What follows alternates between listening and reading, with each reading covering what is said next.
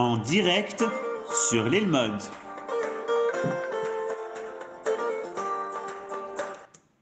Shalom à toutes et à tous, on est très contents, on se retrouve et avec le Rav Menachem Ackerman pour continuer à développer le thème de Hanouka. Le cours précédent, tu as lancé 5 flèches, 5 questions. On a commencé à développer Ah oui. ce thème. On va continuer. On rappelle bien sûr que le cours est les Ilou Nishmat, Michel et Gérard Sananès. Et ce soir, j'ai une Agdacha spéciale puisque le frère d'une amie à moi a été grièvement blessé à Gaza. Je crois que j'ai envoyé ça dans le groupe hier, le groupe Jean Ackerman, voilà. Donc également, la refouach shlema de tous les ptouim et bemiouchad de Eli Israël Ben Nadine Yehudit. Lecha Badara. Alors, bon, ok, Besséder. Eli, Israël, oui, tu l'as envoyé. Ben, Hachem Ishnachlo, Refoua Shlema, Bezrat Hachem. Et Betor Kol Ptsoué, on va le dire, Kol Ptsoué, Amin Chama. Tov Todraba Yohan. Alors, c'est bien que tu me rappelles, parce que, en fait, c'est un petit peu pas bien pour les gens qui n'ont pas l'habitude de suivre le shiur de mercredi et de lundi, mais apparemment, il y a quand même une certaine fidélité. Donc, je pense que ça pose pas trop de problèmes, mais quand même, je le signale, c'est-à-dire que le cours de mercredi dernier, ce cours et le cours de mercredi ce sera trois parties qui se complètent. Ceci dit, chaque cours a sa spécificité, donc les gens qui n'étaient pas là mercredi et les gens qui seront pas là mercredi prochain peuvent tout à fait suivre le cours, il n'y a pas de problème. Je vais vous expliquer, c'est très simple. Le premier cours était un cours historique. Ce cours est un cours, on pourrait dire, halachique et liturgique, et le cours de mercredi sera un cours de pensée plus, selon l'opinion du Maharal. Donc, en fait, chaque cours peut se suivre de manière indépendante. Alors, donc, je vais directement ouvrir peut-être avant de l'ouvrir, je vais reposer les 5 questions que j'avais posées au début du cours précédent et signaler quelles sont les questions sur lesquelles on a déjà donner peut-être une réponse assez suffisante.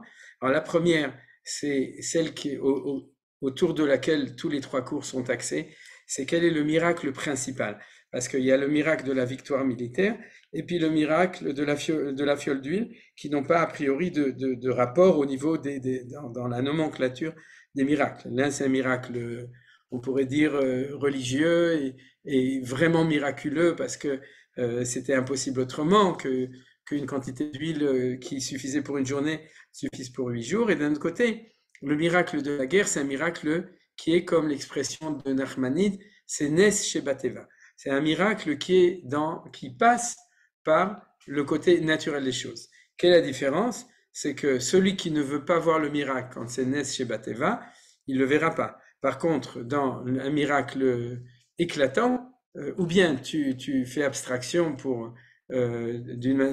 tu nies le fait que l'événement soit arrivé, tu dis que, c'est-à-dire tu es négationniste en fait du miracle, ou bien tu es obligé d'accepter qu'il y a ici une apparition divine comme les miracles de la sortie d'Égypte, etc.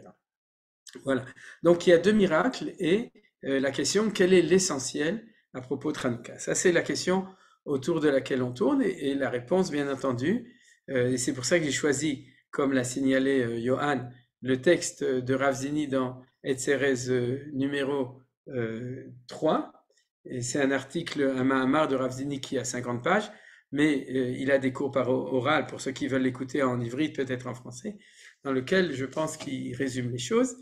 Et c'est le point essentiel qu'il développe, c'est que le miracle essentiel, c'est le miracle militaire. C'est-à-dire, alors, on continue dans les questions. La deuxième question qu'on va avoir aujourd'hui, bien entendu, c'est de manière incidente, c'est pourquoi est-ce que le miracle de la fiole d'huile n'est pas rappelé dans le texte qu'on dit dans la prière et dans le Birkat Hamazon, qui est Al-Anissim, le texte d'Al-Anissim. Le troisième, c'est sur quoi on fait la bénédiction de Chez Hassanissim la voté Noubayami Maem Bazmanazé. Alors, pour les gens qui ne se souviennent pas, quand on allume les nérodes de Hanouka, on fait 2 bénédictions, sauf le premier jour on en fait 3.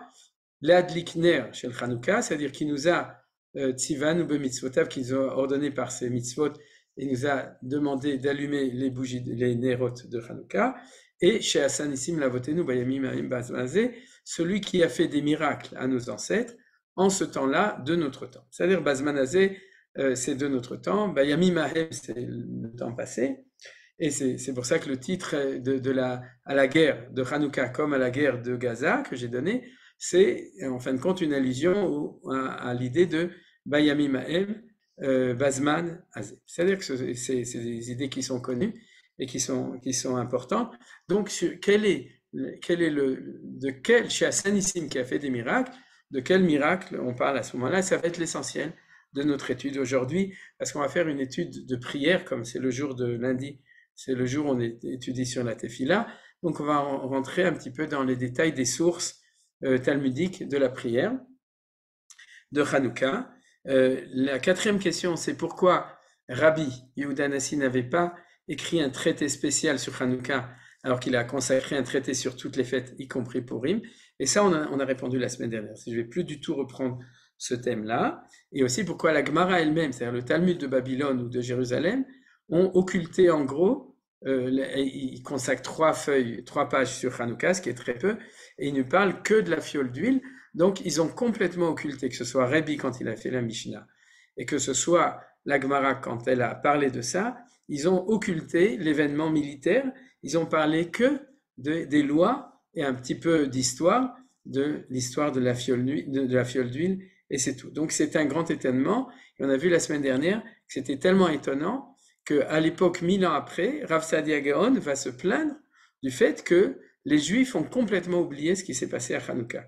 C'est-à-dire qu'ils savent, à part le fait qu'ils allument les bougies de Hanouka, mais quand tu leur demandes qu'est-ce qui s'est passé, Maccabée, je connais pas. C'est-à-dire ni l'histoire, ni les livres, etc. On enterre les Maccabées. Et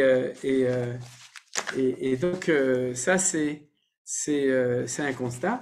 Maintenant, aujourd'hui, on n'arrive plus tellement à le comprendre, parce que c'est vrai que depuis un certain temps, je dirais 100 ans, 200 ans, la connaissance de l'histoire des guerres est quand même revenue un petit peu. Mais c'est vrai que quand on était jeune, il faut être honnête, on connaît que 2 choses pour ceux qui avaient l'habitude d'allumer la Hanoukia. Il y avait le sapin de Noël, la Hanoukia, et en gros, c'est tout ce qu'il y avait. C'est-à-dire que, bon, il y avait les beignets, etc. Mais je pense pas qu'on connaissait tellement. Un tout petit peu plus. Et la raison claire, c'est parce que depuis l'histoire du sionisme, c'est-à-dire depuis que le sionisme est revenu, les sionistes mettent plus l'accent sur la victoire militaire. C'est-à-dire, puisque ça correspond à ce qu'on appelle l'éthos sioniste, c'est-à-dire le fait qu'on se bat, etc. Donc il y a eu un renouveau de l'enseignement historique de tout ça, mais c'est assez moderne. Il est possible qu'il y a 300 ans, et il est possible que si vous promenez dans certaines communautés en France, les gens ne connaissent pas grand-chose non plus de l'histoire de Hanouka, l'histoire effective. C'est-à-dire, par exemple, je vous donne un exemple évident que personne ne connaît. Personne ne sait que la date du 25 Kislev, pourquoi elle était fixée à ce moment-là, on l'a étudié les années précédentes, mais c'est marqué dans le livre des Maccabées, mais j'imagine que personne ne sait. En gros, la plupart des gens, quoi. Et en fin de compte, pour terminer, ça, ce sera le cours de jeudi. C'est-à-dire, aujourd'hui, on va parler des brachot, des tfilot, c'est-à-dire, et dans le cours de jeudi, on va parler de la 5e question, Hamza. La 5e question, c'est si on va démontrer, comme on l'a fait dans le premier cours, et comme on le fait aujourd'hui, et de nouveau, Beshem Omro, au nom de Rav Eliyahu Zini, d'accord, qui a lui développé tout ça. Je vous signale aussi que Rav Uri Cherki, tout ça c'est en hébreu, en tout cas au niveau des écrits, dans Zaitra Anand, une brochure qu'il a écrite sur Hanouka, il développe les mêmes idées, mais en tout cas, si l'essentiel de Hanouka, c'est la victoire militaire au niveau du Nes, du miracle sur lequel on remercie Akadosh Baruch Hu, alors comment créer la corrélation entre la fiole d'huile et le miracle militaire, vous comprenez? C'est-à-dire, est-ce que c'est 2 choses qui sont totalement différentes, ou bien est-ce qu'ils sont fondamentalement liés l'un avec l'autre? Alors c'est ça qu'on verra dans le 3e cours, c'est que c'est fondamentalement lié, mais comment le lier? Parce que c'est pas suffisant de l'affirmer, il faut aussi l'expliquer, parce qu'a priori, il n'y a aucun rapport entre une histoire d'une menorah dans le temple et l'histoire d'une guerre avec des tanks Merkava à Gaza de l'époque qui s'appelait Bet Horon. Et la vérité, c'est que dans l'île des Maccabées, il y a aussi une guerre à Gaza. Donc, si vous voulez, pour reprendre ce qu'on avait vu historiquement la semaine dernière, on avait même lu presque un chapitre entier du premier livre des Maccabim pour s'imprégner du fait que effectivement cette victoire, c'est une véritable guerre qu'on menait. Et comme on le dit dans Al-Anessim, Rabim biyad me'atim, utmeim biyad teorim, urshaim biyad tzadikim, vezedim biyad oskei toratecha. Je vais tout de suite maintenant ouvrir le texte qu'on va étudier. Et tout ça, ce que la prière de Al-Anissim va nous décrire de manière extrêmement succincte, puisqu'elle nous montre uniquement le grand miracle de la supériorité de force des Grecs contre nous et de cette victoire militaire éclatante d'un petit peuple opprimé contre une grande puissance, puisque d'un autre côté, nous savons que pour nous, les Grecs, c'est la grande puissance de l'époque, Alexandre le Grand, entre les Perses et les Romains. Et on l'a étudié à l'école quand on était jeune, on savait que l'Empire grec, c'est la grande puissance. Alors, réussir, c'est vraiment une histoire d'Astérix et d'Obélix avec la potion magique. C'est-à-dire qu'on a véritablement réussi à bouter les Grecs en dehors d'Israël. C'est-à-dire à cette époque, et c'est quelque chose de grandiose. Maintenant, on n'oublie pas ce qu'on a vu dans le texte, que ce n'est pas une guerre pour l'indépendance. C'est une guerre pour l'indépendance des Juifs, le droit à vivre notre vie en tant que Juifs, parce que les Grecs de cette époque, on appelait qui étaient dirigés par Antiochus et Épiphanès, qui étaient les Grecs de Syrie, d'accord, ont fait des décrets terribles contre le peuple juif, et c'est pas une révolte d'indépendance, c'est une révolte de retour de la possibilité de vivre en tant que Juif. Et c'est là qu'on va rencontrer cette notion du miracle, c'est-à-dire la capacité de reconnaître que c'est Dieu qui nous a fait cette chose parce que on a décidé d'être fidèles, et c'est pour ça que c'était ceux qui étaient fidèles, et c'était une toute petite minorité dans le peuple juif, c'était les Hashmonaïm qui ont rallié tout ce qu'on appelait à l'époque les Chassidim, c'est-à-dire les gens qui étaient fidèles à la Torah, qui ont se ralliés, donc c'est une guerre de religion, c'est un djihad, non, c'est une vraie guerre de religion dans le sens où il y a derrière aussi l'indépendance, les deux choses. On a jeté les Grecs, on a écrasé les hellénisés, c'est-à-dire à ce moment-là, c'est-à-dire qu'ils se sont ou reliés à nous, ou je ne sais pas ce qu'ils sont devenus, c'est-à-dire les Juifs qui étaient hellénisés, et on a réinstauré un État avec un roi, Hashmonaïm, Asmonaïm, avec un temple qui a été purifié, et avec la liberté de culte et de religion et d'études de la Torah, etc. C'est ça le véritable Hanouka. Mais ça s'est fait, ça s'est acquis au fil de l'épée. C'est-à-dire par le fait que les Juifs se sont battus contre les Grecs qui avaient avec eux-mêmes beaucoup de traîtres, c'est-à-dire, c'est pas du tout comme aujourd'hui en Eretz Israël, Baruch Hashem, c'est-à-dire il y a personne qui se bat de l'autre côté, c'est-à-dire tous les Juifs se battent de notre côté, Baruch Hashem, c'est un grand miracle, parce qu'à l'époque des Grecs, c'était pire, c'est-à-dire c'était pire que les manifestations de Tel Aviv, c'est-à-dire c'était pas des manifestations, c'était des Juifs qui se battaient du côté grec avec les Grecs. Voilà, donc ça c'est ce qu'on a vu un petit peu la semaine dernière, et ce qu'on va voir aujourd'hui donc, c'est les sources de Chachamim qui vont nous permettre de comprendre ce qu'on fait au niveau de la halakha. Alors tout d'abord, avant de commencer les sources de Chachamim, on va lire en vitesse un paragraphe de Maïmonide. Pourquoi? Parce que ce paragraphe, il renforce ce qu'on a étudié la semaine dernière. Et c'est une source rabbinique, donc c'est pas une source historique, c'est Rambam, Mishneh Torah, loi de Hanouka, chapitre 3. Tout simplement 3, parce que chapitre 1 et 2, c'est les chapitres qui parlent de Purim. Et chapitre 3 et 4, c'est les chapitres qui parlent de Hanouka. Alors Rambam dit comme ça, à l'époque du Second Temple, traduction de Chabad, Lubavitch, lorsque les rois de Grèce promulguèrent les décrets contre les Juifs, abrogèrent leur foi, ne les laissèrent pas s'investir dans la Torah et les commandements, s'en priment à leur argent et à leurs filles, entrèrent dans le temple, y firent des brèches et rendirent impurs ceux qui étaient purs, les Juifs étaient dans une grande détresse. Les Grecs les opprimèrent jusqu'à ce que Dieu de nos pères, le Dieu de nos pères, les prit en pitié, et que les hommes de la maison de Hashmonaïm, les grands prêtres, les tuèrent et sauvèrent les Juifs de leurs mains. Ils établirent un roi issu des prêtres, et la royauté fut de nouveau instituée parmi Israël pour plus de 200 ans jusqu'à la destruction du deuxième temple. Qu'est-ce qu'on voit ici? C'est que pour Maïmonide, dans son premier paragraphe dans lequel il parle de Hanouka, il va expliquer l'histoire de Hanouka au niveau de la victoire religio-militaire. C'est-à-dire la victoire religieuse et de la victoire militaire. Et pour lui, la réussite de Hanouka, c'est qu'on a réinstitué la royauté Médinat Israël, c'est-à-dire qu'on a fait un État, parce qu'avant on était soumis à l'Empire grec, c'est comme avant 48 où on était soumis d'abord aux Ottomans, avant à tous les autres et ensuite aux Britanniques, avec tous les décrets, non pas contre la religion mais contre l'État, comme le Livre blanc, mais là c'était des décrets contre, et on a recouvré notre indépendance pendant plus de 200 ans. Et le Rav Zini signale que le Rambam qui écrit ça n'avait pas de source, pratiquement pas de source dans Chazal, c'est-à-dire dans l'enseignement habituel, mais par contre, il l'avait dans la source qu'on va étudier aujourd'hui par oral, qui est celle des Géonim de Rav Achai Gaon, dans ce qu'on appelle les Shilta de Rav Achai Gaon. C'est-à-dire que les Géonim qui sont 200 ou 300 ans avant Rambam, Rambam les connaît, et c'est là qu'il va trouver, comme je vous ai signalé, Rav Achai Gaon, Rav Saadia Gaon, c'est-à-dire les Géonim transmettent par oral, il y a des midrashim, mais cette mémoire de ça, et Rav Zini affirme que c'est de là que donc Maïmonide va remettre les pendules à l'heure. Mais sachez qu'après Maïmonide, de nouveau, et c'est pas étonnant que ce soit Rambam qui dit ça, après de nouveau, dans le Shulchan Aruch, c'est pas marqué de cette manière, etc. C'est-à-dire il y a de nouveau une espèce de tout ça. Alors lorsque les Juifs prirent le dessus de leurs ennemis éliminaires, le 25e siècle, ils entrèrent dans le temple, etc.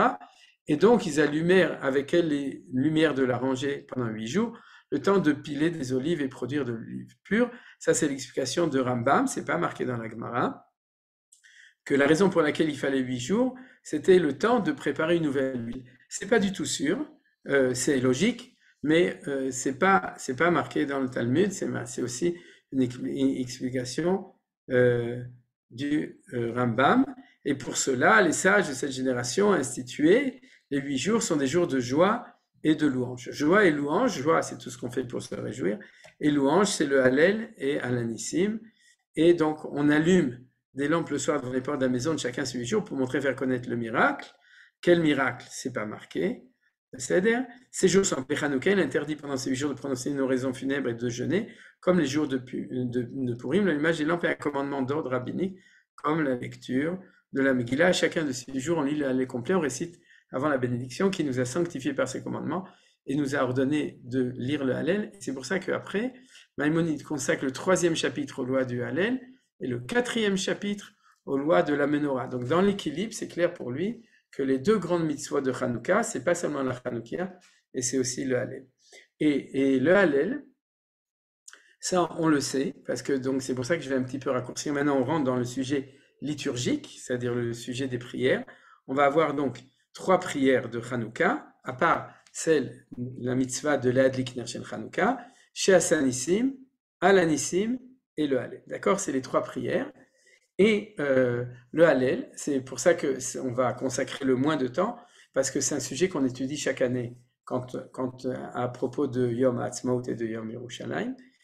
C'est très clair qu'on ne dit le Hallel Shalem, c'est-à-dire l'Igmor et Hallel pour les Séfaradim, on ne dit le Hallel Shalem, c'est-à-dire le Hallel entier, que lorsqu'il y a eu une victoire de délivrance. Pas forcément militaire, ça peut être aussi miraculeux comme la sortie d'Égypte. D'accord? Mais en tout cas, il y a une oppression du peuple juif, libération de l'oppression, comme on avait vu dans le discours de Matityahu la semaine dernière, il donne référence à toutes les délivrances. Chaque fois qu'il va y avoir une délivrance du peuple juif, que ce soit de la main de Dieu ou de la main des hommes, c'est-à-dire miraculeusement, non, pour remercier Dieu d'être sorti de l'oppression et d'être sorti, mais avdout les chérout, de l'esclavage à la libération. Alors, on lit le Hallel Shalem, c'est pour ça qu'on le lit à Yom Ha'atzmaut, c'est pour ça que aussi on le lit à Hanouka, parce que ça montre que Hanouka est un temps de victoire militaire, et c'est pour ça que si Dieu veut, on lira le Hallel dès que cette guerre sera finie, parce qu'on est vraiment en train de sortir d'un très grand malheur à une Bezrat Hashem, une très grande Géoula qui est déjà en train de se faire, puisque bien entendu, on a la main haute sur nos ennemis à Gaza et partout, Chasdei Hashem. Alors, ce que j'ai oublié de dire, je suis désolé, je reviens en arrière, c'est pas très éthique, c'est que, à part le fait que tous les cours du lundi sont consacrés à, zut, je l'ai pas mis, donc je vais le dire par oral, je croyais que je l'avais mis, c'est que tout ce qu'on étudie, on l'étudie premièrement, pour la victoire totale sur nos ennemis et la réinstallation des Juifs dans toutes les parties d'Israël, dans le sud, dans le nord, à l'est et au centre, où on n'est pas encore très bien installé, Gush Katif et Rotsuat Aza, le nord du Galil, jusqu'au Litanie, le côté, la Transjordanie pour ceux qui sont en trans, et aussi Yehuda et Shomron, Bezrat Hashem, et la Syrie aussi, si Dieu veut, toutes les frontières d'Israël. Et donc, on prie pour la victoire contre nos ennemis et tout ça, si Dieu veut. J'ai pas dit que j'ai des plans politiques, je suis pas au gouvernement, mais la prière, c'est pour fixer on demandait à Hachem qu'il fasse que la victoire aille jusqu'à là où Hachem veut. Deuxièmement, pour la refoua shlema de tous les ptsuim et tous les chatoufim et tous les nifgaïm, et pour le retour des chatoufim, que ce soit qu'ils soient vivants ou qu'ils soient halalim, qu'Hachem fasse qu'ils puissent aussi, eux, être enterrés Bekaver Israël, et aussi pour la nekmat d'âme, la vengeance de tous les tzadikim et tous les chayalim qui ont donné leur sang pour que cette Géoula, cette victoire-là soit possible, et que HaKadosh Baruch Hu yishmor al kol abanim shelanu al kol hachayalim, qui garde tous nos enfants et qu'ils reviennent tous, Bezrat Hashem, en bonne santé, sains et saufs de cette guerre de délivrance, non pas de défense, c'est pas tzva Gan al Israël, comme disait Rav Yehuda, c'est tzva atkafa l'Israël, c'est qu'on est en train de faire ce qu'il faut faire pour faire la justice dans le monde. Donc, maintenant, la Gemara demande, on va avancer en vitesse maintenant, la Gemara va donc demander, et le texte qu'on va étudier à partir de maintenant,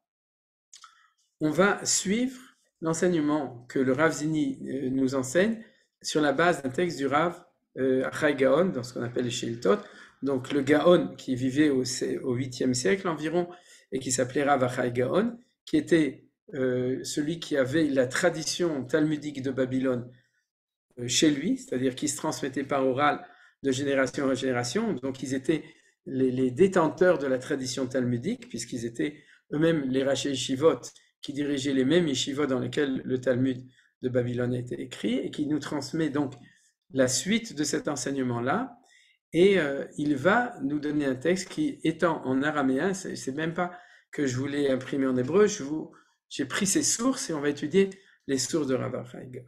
Alors c'est parti, on va commencer par le troisième texte, qui est le texte de Shabbat, Daf 23a. Alors, Daf, c'est pas la Dafina de Shabbat, c'est la page 23a de la Gemara de Shabbat, qui parle de Hanouka.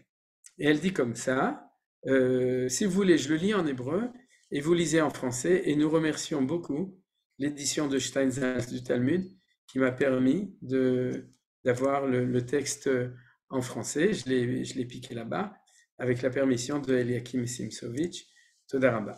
Donc, Amar Rav Yehuda, Yom Rishon, Aroé Mevarer Shtaim, ou Madlik Mevarer Shalosh. Donc, on parle du nombre de brachot. Le premier jour, celui qui allume fait 3 brachot, et ceux qui le voient font 2 brachot. Mikan Vaelach, à partir de là, Madlik Mevarer Shtaim, Veroé Mevarer Echad. Donc, celui qui le voit, celui qui allume fait 2 brachot, et celui qui voit, il fait 1 bracha. Alors, Gemara demande, qu'est-ce qu'on enlève? On enlève Zman. Zman, c'est Shechianu. D'accord? C'est-à-dire que le premier jour, on fait Shechianu, vous vous souvenez, et les jours suivants, on ne fait plus Shechianu. Halakha le-Maaseh, quelqu'un qui n'aurait pas fait Shechianu le premier jour, doit faire Shechianu tous les 8 jours, jusqu'à la tombée de la nuit du 8e jour. Pourquoi c'est important? Tout d'abord pour quelqu'un, par exemple, qui est au combat, qui n'a pas pu allumer, mais encore plus que ça. Si vous allumez votre Hanoukia avec des gens qui ne sont pas assez religieux et qui n'ont pas allumé le premier jour, et vous allumez avec eux le deuxième ou le troisième, ou vous faites Shechianu pour eux, ou vous leur proposez à eux de faire la bracha de Shechianu. C'est-à-dire que, et on peut aussi la faire à n'importe quel moment, n'importe où. C'est-à-dire, si vous vous souvenez le 8e jour, après avoir allumé dans la journée les 8 que vous avez oublié Shechianu, vous pouvez le faire le 8e jour l'après-midi, là où vous êtes. C'est une bracha à se remercier d'être arrivé en ce temps. Maintenant, donc, la Gemara dit, tu nous as dit qu'à partir du 2e jour, il faut en enlever une, et que si on enlève Shechianu, pourquoi ne pas enlever Nes? Nes, c'est-à-dire la 2e bracha chez Hassanissim. Tout le monde est d'accord que quand tu allumes les bougies, tu dois faire Asher Kideshan B'mitzvotav, qui nous a sanctifiés par ses mitzvot pour l'allumer. Mais quand, dans le texte de la Braïta, on nous dit qu'il faut en enlever une, laquelle tu enlèves, et la Gemara répond, Nes Kol Yoma Iti. Tu peux pas l'enlever parce que le miracle s'est produit tous les jours. C'est-à-dire, de quel miracle on parle?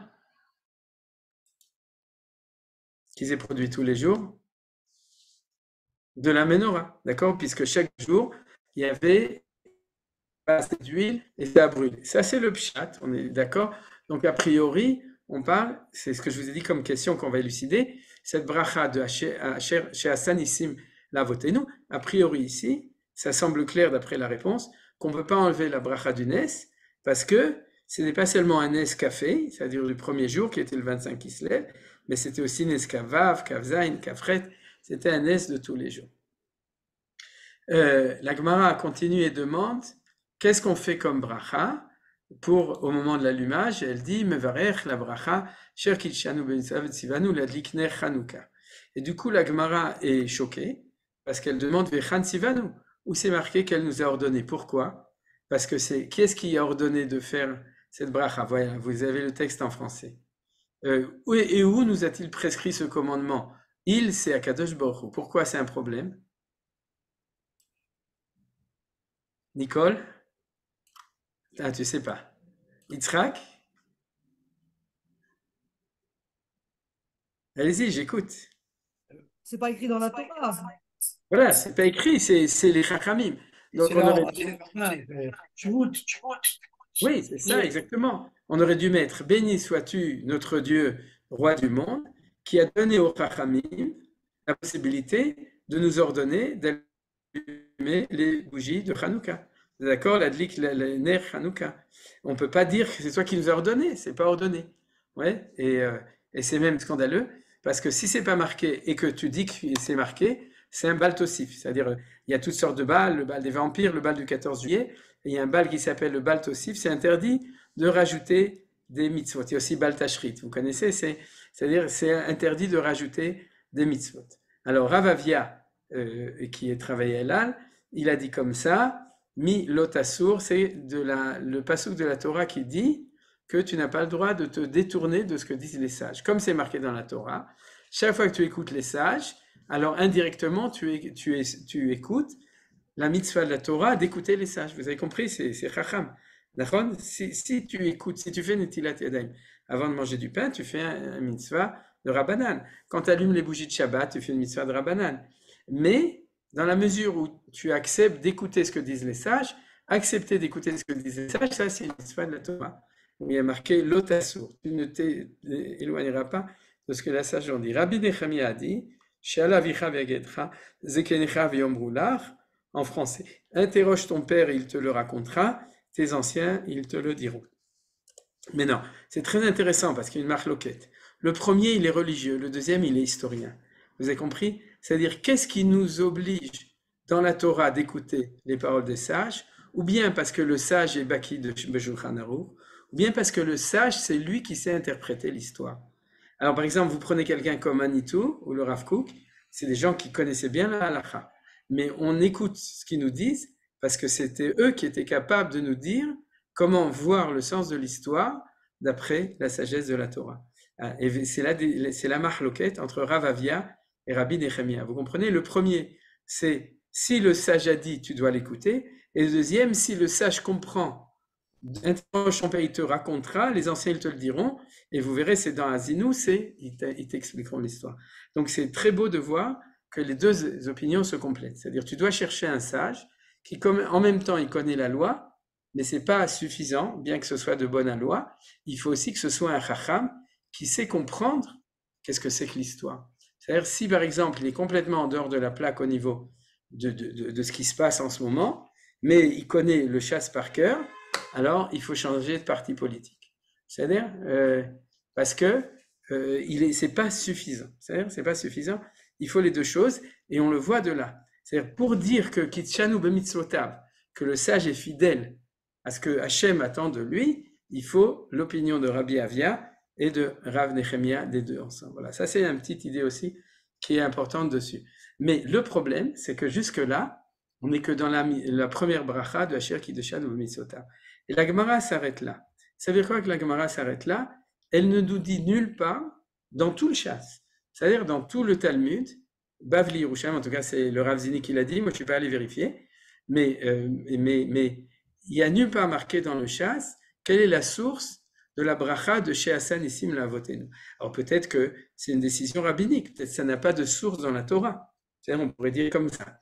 Mais comme tout a une source dans la Torah, et puis si c'est pas dans la Torah, d'où tu as inventé qu'il faut faire une bracha comme ça chez Hassanissim? Tu dis le nom de Dieu, tu le remercies pour qu'il a fait des miracles. Quelle est la source de ça?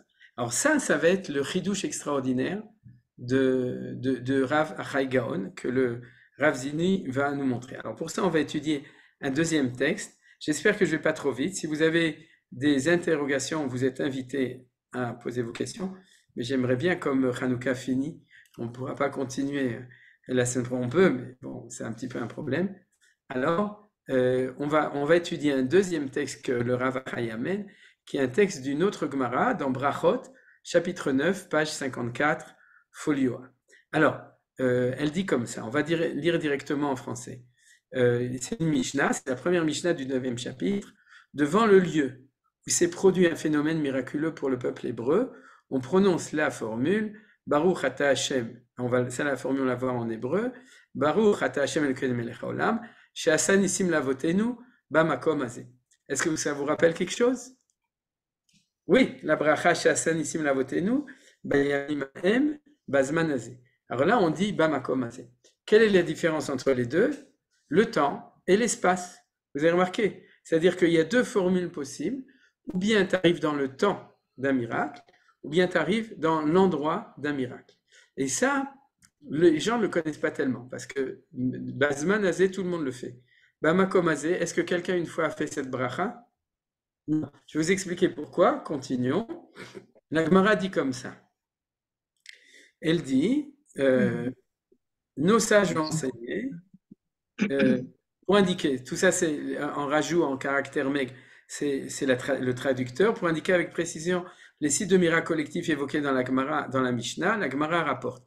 Parce qu'on parle de miracles collectifs, c'est pas qu'une personne a eu un miracle à un endroit, la halacha, si on a un miracle à un endroit, par exemple, il y a beaucoup de juifs quand ils font des pèlerinages en Europe après la Shoah, pour ceux qui sont encore des survivants, il n'y en a plus beaucoup, mais quand ils allaient, un endroit où ils ont un miracle, ou ici en Israël, ça ne change rien, on a la mitzvah de She'asali Nesba Makom Hazeh, que j'ai eu un miracle à cet endroit-là. Mais là, on parle des miracles collectifs.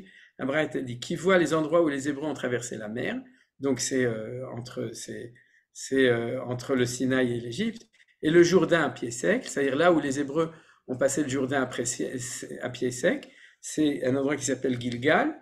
Les guets du fleuve de Arnon, c'est là où il y a eu le miracle que la montagne s'est refermée avant de rentrer en Israël. Les grelons tombés sur la descente de Beth-Horon, c'est marqué dans le livre de Josué. La pierre que Og, le roi de Bashan, voulut jeter sur Israël, c'est marqué dans la Torah, dans Bamidbar. La pierre sur laquelle Moïse s'est assis pendant que le peuple combattait Amalek sous la direction de Yoshua, ça c'est marqué dans Béchalach. La femme de Lot, tout le monde connaît. Ou la muraille de Jéricho ensevelie sur place, doit adresser ses remerciements et ses louanges à l'omniprésent. C'est-à-dire que chaque fois que vous êtes dans un tioul, vous arrivez à un de ces endroits-là, on a une mitzvah de faire cette bracha. Alors je vous ai demandé pourquoi vous ne l'avez pas fait. La raison est simple, c'est qu'aucun de ces endroits n'est actuellement identifié de manière sûre. La vérité, c'est faux. Le seul où on peut faire la bracha, c'est à Jéricho. Parce que dans les fouilles de Jéricho, c'est marqué dans le livre de Kathleen Kenyon, c'est elle qui a inventé les Kenyons, elle a écrit, c'était celle qui a fait les fouilles à Jéricho, elle a dit qu'elle a trouvé la muraille qui est tombée en implosion au lieu d'en explosion, et c'est marqué clairement que c'est ça le miracle. C'est que la muraille, elle est tombée sur place, elle n'est pas tombée sur l'extérieur, elle est tombée comme ça, et ça a été retrouvé dans les fouilles. Donc si quelqu'un a l'occasion d'aller là-bas, il doit faire cette bracha. Je n'ai pas encore eu l'occasion, mais Bezrat Hashem Bekarov. Donc, mais les autres endroits, on ne peut pas le faire. Alors, ça prouve quoi? Ça prouve ce que disait, d'une certaine manière, mais on n'est pas d'accord avec lui, Avraham Yoshua Eshel dans son livre Les bâtisseurs du temps. C'est que lui, il le disait de manière absolue, nous on le dit de manière relative. Depuis qu'on est parti en exil, on a perdu notre géographie et on s'est concentré sur notre histoire, vous comprenez? C'est-à-dire que tout est relié avec le Zman, mais on a perdu notre Makom. C'est-à-dire, depuis qu'on est revenu en Israël, Baruch Hashem, on a notre Makom, vous voyez qu'on n'a quand même pas encore récupéré complètement la bracha chez l'Ines, Bamakom Azé, la preuve c'est qu'on ne le fait pas. Chez Salanu, l'âme Israël qui nous a fait Bamakom. Par contre, chez Asanes. Pourquoi c'est important? Parce que, comme par hasard, Rav Achai Gaon va nous dire, il n'y a aucune différence fondamentale entre cette bracha et cette bracha. C'est-à-dire, l'un, ce qui va la susciter, c'est l'endroit, l'autre, ce qui va la susciter, c'est le temps. Mais fondamentalement, c'est la même chose. C'est-à-dire, si tu es interpellé par un miracle, que ce soit au niveau du calendrier ou au niveau de la géographie, eh bien, remercie Akadosh Baruch Hu pour Ba'azman Azé ou Ba'makom Azé. De ce point de vue-là, la notion de Zé, c'est ce temps qu'on peut dire, aujourd'hui on est le 29 Kislev, ou cet endroit, Ba'makom Azé, c'est un autre pshat, c'est pas de notre temps, et là c'est ce temps-là, ou cet endroit-là. Vous voyez, c'est plus le pshat fondamental de la Gemara et de tout. Et donc, le Rav Achai Gaon va nous dire, si tu veux savoir d'où a été instituée la bracha du miracle dans le temps, alors que la Gemara n'a rien expliqué, pas compliqué, va étudier la Gemara qui parle du miracle dans l'espace, va voir ce que la Gemara dit et tu comprendras. Alors, regardez ce qui est marqué. La Gemara demande auparavant, dans quel texte transparaît l'obligation de rendre grâce à Dieu pour les miracles accomplis en faveur de nos ancêtres? Rabbi Yochanan explique, j'ai trop dit, béni soit l'Éternel qui nous a sauvés de la main des Égyptiens, de la main de Pharaon. C'est-à-dire, et en hébreu, je crois que j'ai zappé l'hébreu, oui, mais je l'ai mis après. C'est-à-dire que la Gemara, elle dit, mais d'où je sais dans la Torah que quand je suis dans un endroit où il y a un miracle, je dois faire une bracha. Et elle répond quelque chose de très intéressant. Elle amène Yitro, c'est-à-dire qui fait une bracha. Alors donc, elle dit, c'est de là qu'on apprend que quand tu es confronté à quelque chose qui t'éveille au fait qu'il y a eu un miracle et que tu dois faire la bracha, et qu'il y a eu un miracle, tu dois faire une bracha pour remercier Hachem. Et là, on parle des brachot à propos de l'endroit, c'est-à-dire pour quelqu'un qui est à cet endroit. Elle amène de Yitro. Or, regardez le pasuk de Yitro, il est comme ça. Vayomer Yitro. Baruch Adonai, Asher etzil etrem miyad Mitzrayim miyad paro, Asher etzil etam mitachat miyad Mitzrayim. Vous êtes d'accord que c'est une bracha? D'où on sait que c'est une bracha? Parce qu'il commence Baruch Hashem, d'accord? Il y a deux personnes dans la Torah qui ont dit Baruch Hashem, c'est Yitro et Eliezer, le serviteur d'Abraham. On apprend que les non-juifs qui rejoignent le peuple juif sont très importants. Parce qu'il y a un célèbre dicton qui parle pour les ânes. Vous savez, les ânes. Il est marqué En Baal Anes, Bakir Beniso. Que le maître, celui qui vit un miracle, en général, ne voit pas le miracle. Pourquoi? Parce que c'est normal. D'accord? C'est normal qu'il y ait 7 millions de juifs en Israël. C'est normal qu'il y a Startup Nation. C'est normal qu'on ait le Kotel et le Harabait. C'est normal qu'on ait une maison à Jérusalem ou à Tel Aviv ou à Haïfa. C'est normal. Et c'est normal qu'on ait une bonne armée. Rien n'est normal. D'accord? C'est-à-dire que tout est anormal. Seulement nous, on s'en rend pas compte. Et souvent, c'est le regard des étrangers qui viennent comme Yitro qui était guerre, ou comme Eliezer qui était guerre, donc c'est pour ça qu'on dit à la guerre comme à la guerre, d'accord? C'est eux qui voient de l'extérieur et qui nous racontent nos miracles à nous. C'est-à-dire, et ça c'est très beau. Et donc on a Yitro qui dit ça, mais regardez qu'est-ce qu'il dit. Il remercie Dieu, je lis le pasuk d'après, Ata yedati ki gadol Adonai mikol Elohim, ki badavar asher zadu alehem. Et c'est quoi badavar asher zadu alehem? C'est pas ce qui est marqué dans la traduction, nous disent nos sages, dans la casserole dans laquelle ils ont voulu nous cuire, on les a cuits. Ils ont jeté les enfants à la mer, ils ont tous péri dans la mer. Mida, Kadeged Mida. Ils ont voulu détruire Eretz Israël, eh bien, ils vont être détruits. Ils ont brûlé les synagogues de Gush Katif le première nuit après qu'on soit parti. Eh bien, Baruch Hashem, toutes leurs mosquées, ils sont à moschée, et on les détruit Betzedek parce qu'ils ont mis des armes dedans. Baruch Hashem, la belle mosquée la mosquée antique de Gaza a été explosée ces derniers jours. Chasdei Hashem. Donc, Mida Keneged Mida, Bezrat Hashem, les choses y se font. Et ce qui est très beau, c'est que Yitro vient. Seulement, là, on a un problème talmudique. Quel est le problème? C'est que quand Yitro rejoint Moshe sur le mont Sinaï et qu'il fait cette bracha, il n'est pas à côté de la mer Rouge. il n'est pas à côté des miracles, il n'était pas du tout. Il n'était pas du tout. Parce qu'il y a marqué, quand Yitro est venu, il y a marqué Vayavo Yitro, Vaishma Yitro, Ma Shemua Shama Uma. Bah, qu'est-ce qu'il a entendu pour revenir? Et on dit, il a entendu le passage de la mer Rouge, et les 10 plaies, et la manne, et la guerre contre Amalek, etc. Mais il l'a pas vu, il l'a entendu. Qu'est-ce qu'on voit de cette Gemara? Ça, vous me permettez, c'est l'explication du Rav Zini extraordinaire, mais en fait, qui est l'explication de Rav Achai, mais qui est talmudique. Donc, j'espère que vous suivez. C'est que quand la Gemara demande la source dans la Torah de la mitzvah de faire une bracha quand on voit un endroit, elle amène une source de quelqu'un qui n'a pas vu mais qui a entendu. Il a Shema Shemua Shama Yitro Uba. Il l'a pas vu, il n'était pas là-bas. Eh bien, qu'est-ce qu'on apprend de là? Que le fondement n'est pas obligatoirement de voir, mais d'être lié avec l'événement. Donc, ça peut être dans le Zman, dans le Makom, ou que tu es toi-même contemporain. C'est-à-dire, si toi, tu l'as vécu, bien entendu, que tu dois remercier Akadosh Baruch Hu, c'est-à-dire celui qui est sorti du champ de bataille ou de l'événement et qui est sorti vivant, d'accord, et même, je dirais, comment on appelle ça, Menatzer, oui, gagnant, à ce moment-là, c'est pas shoot qu'on doit faire la bracha, parce qu'on est à ce moment-là. Mais si après, dans toutes les générations d'après, on entend ou on voit, mais c'est-à-dire qu'on est avec ce zé, c'est-à-dire on voit la chose au niveau de notre transmission, alors on apprend de Yitro qu'il faut faire une bracha. Et de là, on voit qu'il n'y a aucune différence entre la bracha sur le Zman et sur le Makom, et c'est ce que nous dit Rav Achai Gaon. C'est le cours de Rav Achai Gaon, de dire, pour savoir pourquoi on fait la bracha à Hanouka, eh bien, on l'apprend du texte sur l'endroit. Vous avez compris cet enseignement général? Il y a le temporel et le spatial. Dans les deux, on peut rencontrer le miracle de Dieu, et dans les deux, on doit faire Shasa Nissim, la votez-nous, mais une fois Bazmanazé, une fois Bamakomazé.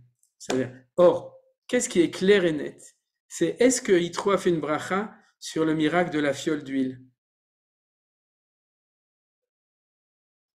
Non. Sur quoi il a fait la bracha? Bien entendu, vous le voyez, sur la libération, sur Me'avdout lecherut. D'accord? Donc, c'est ça, c'est QFD qu'il fallait démontrer. C'est que quand tu dis Shasa Nissim la votenu, Bayami Mem Bazmanazé ou Bamakom Azé, on ne parle que de Nissim qui sont des Nissim de Géoula. Reprenez les exemples que donne la Braïta, qu'on avait vu avant. D'abord, on a cette source absolue de Yitro lui-même. D'accord? Vous voyez que c'est clair qu'il fait une bracha Baruch Hashem sur les miracles de la sortie d'Égypte. C'est-à-dire, il ne fait pas sur le fait qu'il a eu la chance de marier Tzipora avec Moshe Rabbeinu, et qu'il a eu un bon chidour ou des choses comme ça. C'est-à-dire, ou que Moshe Rabbeinu a entrouvert la mer avec un bâton. Il le fait sur la délivrance. Or, quels sont les exemples qui sont marqués dedans? Tous, sauf une exception, sont des miracles de libération. Quelle est l'exception? Allez, dites-la moi. La seule qui n'est pas liée avec une délivrance, a priori, c'est celle qui est la plus salée. La femme de Lot. Voilà, la femme de Lot. Exactement. On pourrait dire que ça nous rappelle que Lot a été sauvé. Oui, on pourrait. D'un autre côté, ce n'est pas le peuple d'Israël. Toutes les autres, c'est des délivrances nationales du peuple juif. Donc même ça, ce n'est pas une bonne réponse. Mais c'est tellement une mauvaise réponse que la Gemara elle-même pose la question et elle donne une explication. Elle dit que c'est une erreur. C'est-à-dire, il faut effacer l'histoire de la femme de Lot. Il faut la rendre à Lot et garder pour nous les autres miracles. Donc, vous avez ici un enseignement extrêmement clair du fait que quand on fait Shea Nissim la votez-nous, Bayemimem Bazmanazé, quand on allume la bougie, si la Gemara nous dit dans la Gemara de Shabbat que le miracle était tous les jours, c'est que, et vous vous souvenez, c'est-à-dire elle dit pourquoi on va le faire tous les jours, on comprend l'étonnement. Si tu nous dis que c'est sur le c'est parce qu'en fait tu remercies Dieu pour le miracle de la victoire militaire, tu pourrais te suffire du premier jour. Vous avez compris la logique de la Gemara de Shabbat qu'on a vu tout à l'heure. Peut-être que je vais revenir dessus pour que la Gemara elle dit quelle bénédiction est supprimée? On supprime la bénédiction du temps, Shechianu, qui elle est une fois à chaque fois qu'on a une nouvelle fête, puisque c'est la joie d'arriver à ce temps. On devrait supprimer la bénédiction sur le miracle, c'est-à-dire puisque c'est le miracle de la victoire militaire qui elle était. Et la Gemara répond le miracle il était tous les jours, c'est produit tous les jours. Alors, la plupart des commentaires, ils disent, comme vous l'avez dit, c'est le miracle de la fiole.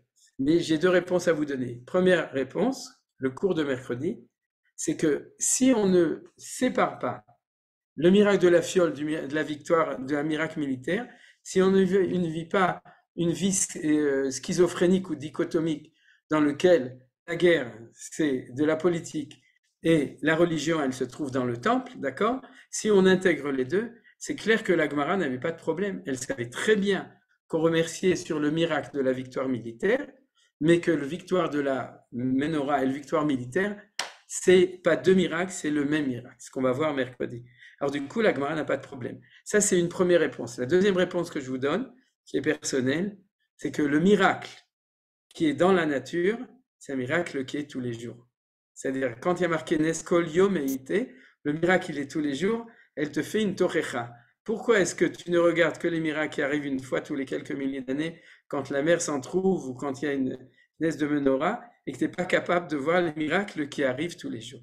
Et les miracles de la victoire militaire, c'est ça qu'elle nous dit, le miracle s'est produit tous les jours. Alors ça, c'est pas le même niveau de lecture de la Gemara, c'est un niveau plus chassidique de la lecture de la Gemara que je vous propose, mais c'est aussi une possibilité de lire les choses de cette manière-là. Alors on va terminer, si vous voulez, cette étude en disant que de manière générale, ce qu'on voulait prouver, que mettre tout sur la menorah, c'est un scandale. Ouais, c'est un scandale absolu, parce que c'est dénaturer la tradition de nos sages. C'est-à-dire, c'est prendre nos lanternes pour des vessies. C'est-à-dire prendre les bougies comme c'est ce qu'on appelle tzimtzum hamochi. C'est-à-dire la restriction de la Torah, qui est une Torah qui est gdola, qui est grande. Bien entendu qu'il y a eu la menorah, bien entendu qu'il y a eu ce miracle. Mais ça, c'était, comme on le verra mercredi, c'était la koteret, c'est le sous-titre de la véritable grande victoire qui est celle que Akadosh Baruch Hu a permis au peuple juif de jeter les Grecs et de redevenir une nation indépendante qui peut être Oved Hashem, qui peut servir Hashem. Et c'est là-bas qu'ils ont vu la présence de Akadosh Baruch Hu, Begadol, en grand. Vous imaginez le nombre d'énergie qu'il faut à Dieu pour permettre à 5 litres d'huile de brûler 8 jours, et quelle énergie qu'il faut à Kadosh Baruch Hu pour permettre à nos tanks et à nos avions d'écraser nos ennemis. C'est pas du tout la même quantité, ça c'est du mégatonne, c'est-à-dire c'est autre chose, ça c'est la grandeur de la gadlout de Akadosh Baruch Hu dans ce miracle-là. Et il faut se changer la tête, il faut voir ça, et aujourd'hui plus que jamais, il faut voir que c'est ça la grandeur de Hanouka. Parce que si on résume, on dit les choses comme ça. C'est vrai que quand tu allumes, tu fais une bracha, Sherkidoshan b'mitzvotav, parce que tu fais une mitzvah que les sages ont instituée, donc tu fais la bracha sur la mitzvah. Mais une fois que tu as fini ça, tu dis chez Hassanissim, sur le miracle de la victoire militaire, comme on vient de le prouver laborieusement aujourd'hui, tu dis Alanissim, où tu mentionnes pas la fiole d'huile, parce que tu ne parles que de la victoire militaire et de la libération du temple, la purification du temple, c'est-à-dire ce que les Hébreux ont fait, les Juifs ont fait, pour faire ce qu'on doit faire en tant qu'Am Israël, de purifier le temple et de réinstaurer la Voda au Beth Amikdash, et tu dis le Hallel à cause de la victoire militaire. Qu'est-ce qui reste pour la fiole d'huile? Au niveau de la tfila, Gournish mit Gournish, Halet en arabe, c'est-à-dire rien du tout. C'est-à-dire que tout ça, c'est que des remerciements pour la victoire, le Nes de la Tzava, comme on l'a vu. Alors on va terminer donc avec celle de Alanissim. C'est-à-dire, et là j'ai pas mis le texte en français, Vata berachamecha rabim amatem be'et saratam, rafta et riftam, danta dinam nakam et nikmatam. Donc tout ça c'est mamash comme pour aujourd'hui, masarta giborim biat chalashim, verabim biat matim, utmeim biat orim, shem biat tzadikim, zelim biat osketoratecha. Et tout est important, parce que c'est une guerre des tzadikim contre les rechaim, comme aujourd'hui. C'est une guerre des purs contre les impurs, comme aujourd'hui. C'est une guerre de gens qui font la Torah contre ceux qui veulent annuler, puisque c'était Simchat Torah. Et c'était aussi une guerre de Rabim et Matim, parce que le premier jour, Baruch Hashem, aujourd'hui, on est plus Rabim qu'eux, mais dans la constellation du monde entier, on est toujours Matim. Le peuple juif est tout petit. On a l'Iran contre nous, on a le Hezbollah contre nous, on a tous les pays arabes contre nous, on a le MIT et Harvard University contre nous. C'est-à-dire, on a Macron contre nous, BRF, hein, d'accord, etc. Bessarakol Begadol, on a tous les Arabes contre nous et une grande partie du monde occidental. On est toujours un petit pays, on est toujours un petit peuple, et c'est bien ce qu'on s'est rendu compte cette année à Simchat Torah, et que Kadosh Baruch Hu nous aide. Et donc, je termine avec cette phrase qui est un petit peu la conclusion de ça. Après ça, on raconte qu'on est rentré dans le temple, on a purifié, etc. Mais qui m'a frappé hier quand j'ai préparé le shiur. C'est qu'on dit deux phrases. On dit Ulecha asita Hashem gadol vekadosh ba'olamecha ube'olamach ulamcha Israël asita teshua gedola ufurkan kayom hazeh. Tout d'abord, on remercie Dieu parce que grâce à ça, il s'est fait un grand nom dans son monde. Shem gadol vekadosh ba'olamach. Et pourquoi? Parce que tu as fait une grande teshua. Moralité, quand est-ce que le nom de Dieu se grandit et se sanctifie? Quand on casse la figure à nos ennemis. Lorsque on réussit dans notre guerre, alors nous, on reçoit la Géoula, mais on ne reçoit pas le Shem Gadol. C'est Hachem qui reçoit le Shem Gadol. Et c'est ça notre but dans notre limoud de cette chose-là, c'est de comprendre que le nom de Dieu est sanctifié lorsque le peuple juif se défend, il défend ses valeurs, il se bat et il gagne dans la guerre. À ce moment-là, le nom de Akadosh Baruch Hu est sanctifié, et c'est ce qu'on dit dans notre prière de tous les jours. On demande à Dieu que son nom soit sanctifié. Idgadal, Vidkadash, Miraba. On avait déjà étudié que le nom de Dieu soit grandi, Vidkadash, c'est ce qui a marqué ici. Shemei, Rabba, son grand nom. Shem Gadol Vekadosh Be'olamach, c'est le même thème que le thème du Kaddish. C'est le fait que dans le Kaddish, c'est une supplication, c'est une demande que Bezrat Hashem un jour ça arrivera. Et ici, on nous livre la clé quand est-ce que ça arrive. Ça arrive que le nom de Dieu, Umidgadel Vemidkadesh Ba'olam, son nom, lorsque le peuple juif, il a Teshua Gdola, et que Akadosh Baruch Hu nous aide pour ça, et qu'on reconnaît qu'il est là pour nous aider. C'est ça l'enseignement général de ce qu'on a vu aujourd'hui. Et vous voyez combien les mots de notre tefila sont précis. Si on apprend à les comprendre comme il faut, et le plus beau, c'est que justement, dans ce sens de Vidgadal, Vidkadash Meraba, c'est que Kikar Yerushalem de Haza, on a allumé la Hanoukia. Si vous avez vu, celle qui s'appelait Kikar Palestine, c'est-à-dire aujourd'hui, sur la grande place où il y avait un Pessel de Bizayon, d'ailleurs qui était comme à l'époque des Pelishtim, où ils faisaient des choses comme ça, de honte au Ham Israël, c'est devenu, il y a un petit monticule comme ça, parce que là, vous avez le drapeau d'Israël et la Hanoukia qui était allumée, Bevracha, Beshem ou Malchut, Bevracha, qui était allumée là-bas. Alors tout ça, c'est la conclusion des choses. C'est que Akadosh Baruch Hu, il nous aide, comme je l'ai dit la semaine dernière, et pour terminer, il nous aide à faire un grand tikkun. C'est que pendant 2000 ans, on a oublié que la Gevura, j'ai rallumé pour montrer un très beau passage que la Gemara dit, mais on a oublié que la Gevura, et ça faisait partie des valeurs du peuple juif. C'est-à-dire, et c'est devenu tellement terrible qu'il est né une espèce de schizophrénie, de dichotomie, que ceux qui s'occupent de la Gevura ne s'occupent pas de religion, et ceux qui s'occupent de religion, ils ne s'occupent pas de Gvura. Donc, la fête de Hanouka, c'est la petite bougie, c'est la menorah, c'est la Hanoukia. Mais les histoires de combat, il faut laisser à ceux qui font la guerre, c'est-à-dire les autres. C'est pour ça qu'en Israël, il y a ceux qui chantent Alanissim va Alaniflaot, Asher Asu Makabim, ce qui est une phrase qui est blasphématoire, qui est interdit de chanter. Parce que c'est prendre la reconnaissance que Dieu fait des Nissim Veniflaot et le descendre au fait que c'est les Maccabées qui font des Nissim Veniflaot. Ras Veshalom. Les Maccabées, ils font la guerre et Hachem aussi Nissim Veniflaot, Asher Asa Hachem, la Maccabim, et pas Asher Asu Makabim, comme l'a écrit la personne qui a écrit ce chant, qui est un chant qui est totalement blasphématoire. C'est interdit de le chanter, sauf si on fait tikkun, on dit Alanissim Veniflaot, Asher Asa Hachem, la Maccabim, Velo Asher Asu Makabim. Donc il s'est créé une espèce de séparation. Ceux qui font la guerre d'un côté, ceux qui allument les bougies de l'autre côté. Non, il faut faire teshuva, il faut relier les deux choses ensemble.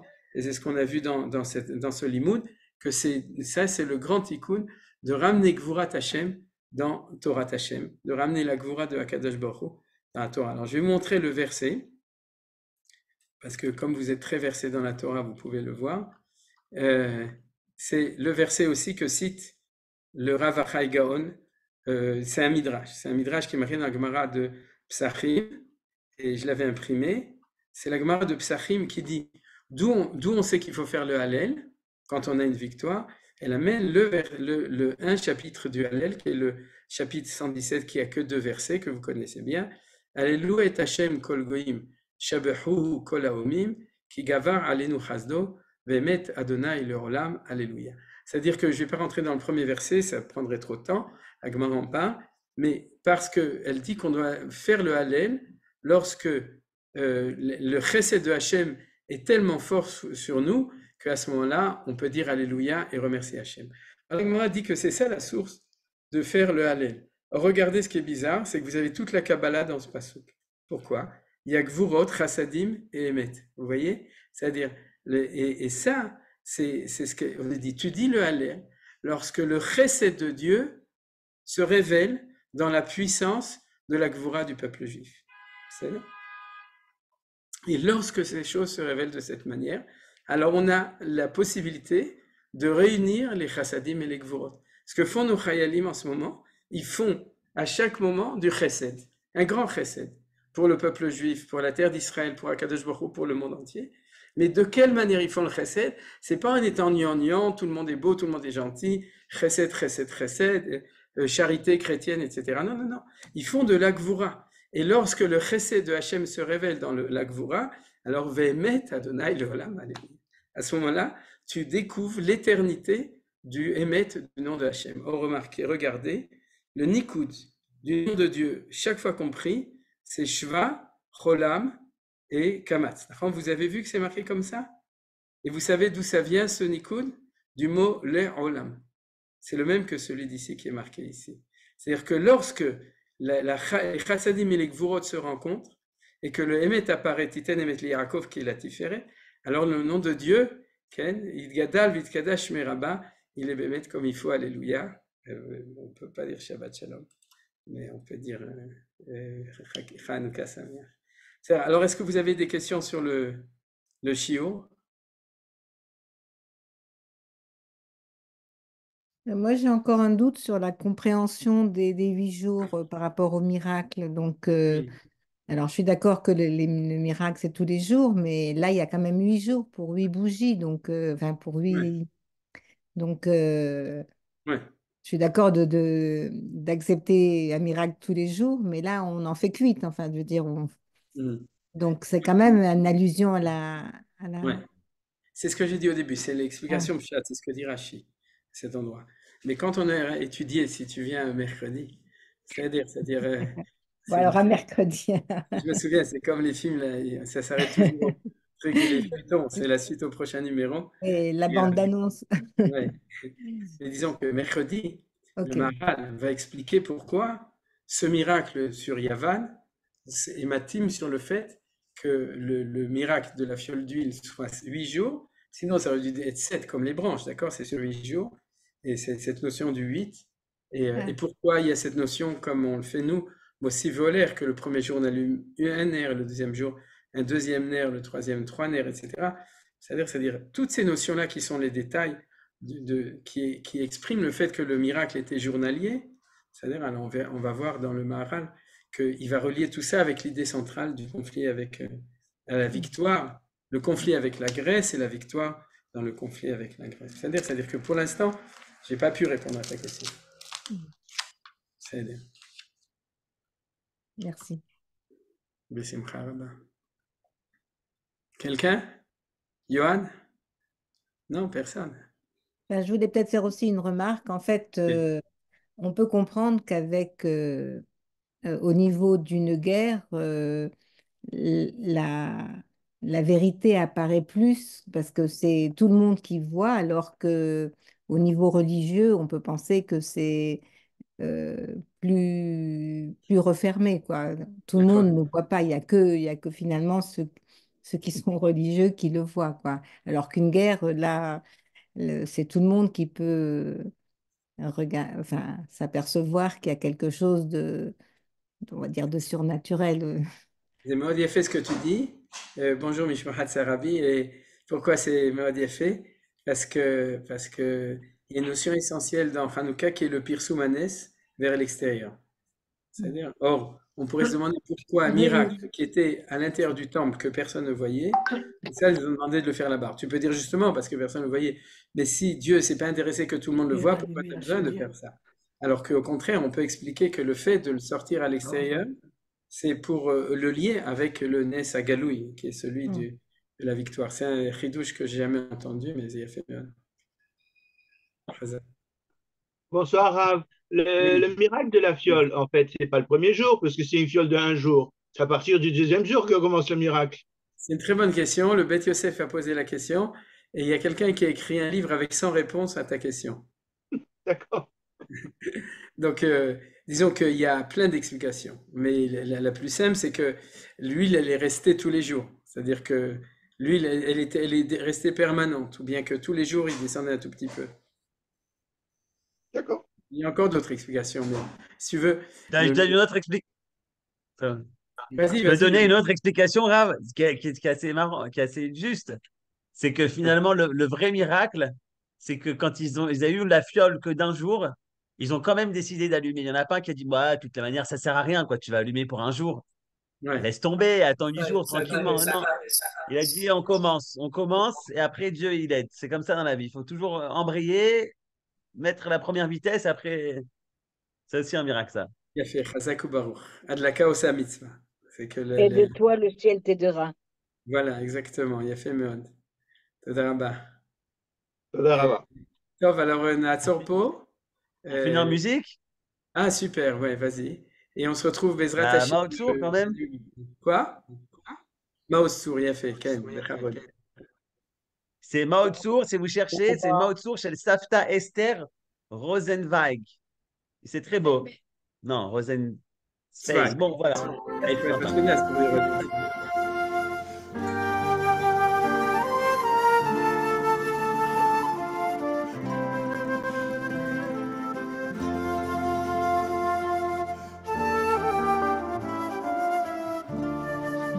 Sourd, hein.